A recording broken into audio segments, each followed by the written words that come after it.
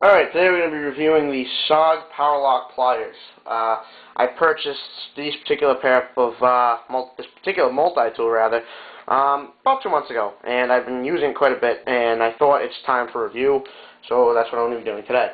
So first of all, you see, this is a leather sheath. Not my particular choice, a little stiff, kind of hard to carry in the belt, really takes a lot of positioning to be comfortable.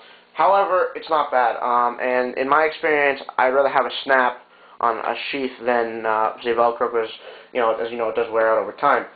This one doesn't have any Velcro, it's just a snap, so that is the advantage. Not to mention, I do kind of like the leather. Through use, it's kind of got a nice patina on it, and it looks, like it's always been like this. It's just very nicely worn, and I like it for that particular aspect. So getting to the actual multi-tool. Okay, so like I said here, you got the Sog Powerlock. This is the V-cutter version. It doesn't have scissors, and I'll tell you why I picked this version over the scissors. So what do you get here? You get this, the actual tool, you get the sheath, and you actually get these little wings. Okay, these little wings are covers.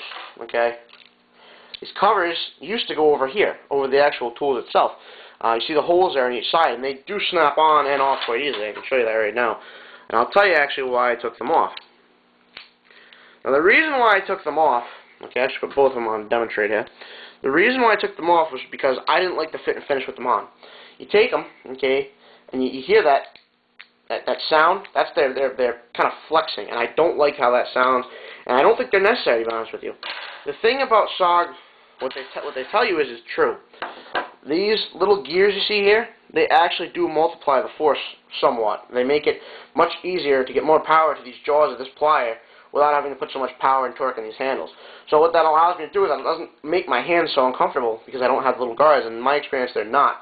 They're not really sharp edges either, so it's not bad.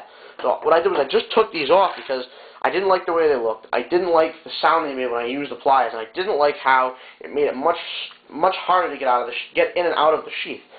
When I put it like this, it's much more compact. Okay, it sits together nicer, and it has better fit and finish in my particular opinion. Okay, your opinion may vary. I found that that's the way I like to carry it.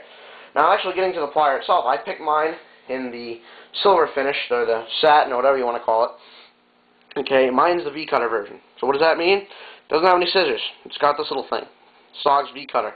It's a little patent pending. It's kind of like a mini seatbelt cutter. And if you ever watched my videos before, you know I am in the fire and rescue service. And I did pick this because I wanted to experiment with in that field.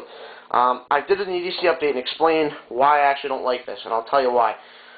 This is more than adequate to cut a piece of seatbelt material. I've tested it many times. I actually went out and bought a roll of webbing that's used to make seatbelts, and I did try cutting it. It cut quite easily.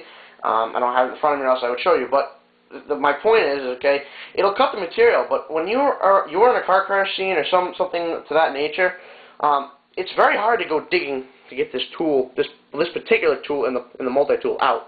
Okay, it sits really far down into the tool handle itself. So you almost always have gloves on. At least you should if you're in this field.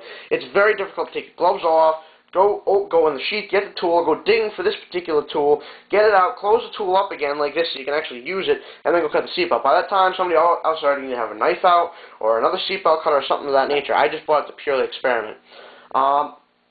The other cool thing I like about this knife, okay, is the one-handed opening. Alright, that is kind of one of the things that really made me actually like this knife.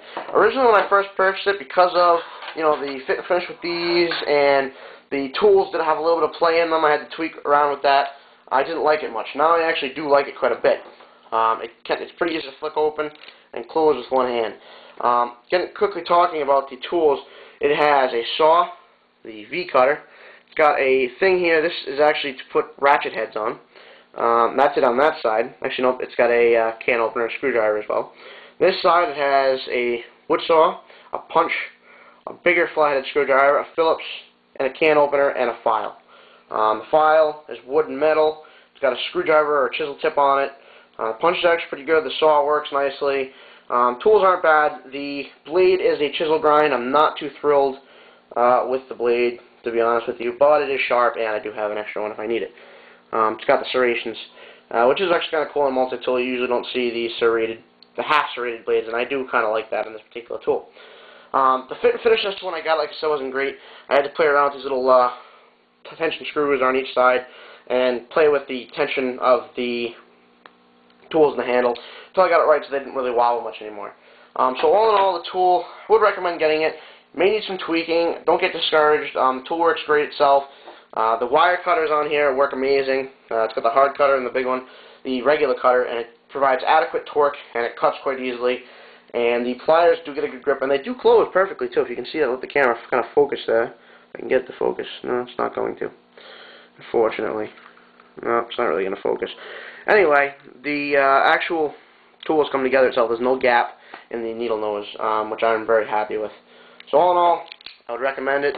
Go out, purchase your Sog Powerlock today. You won't be disappointed. Thanks a lot, guys.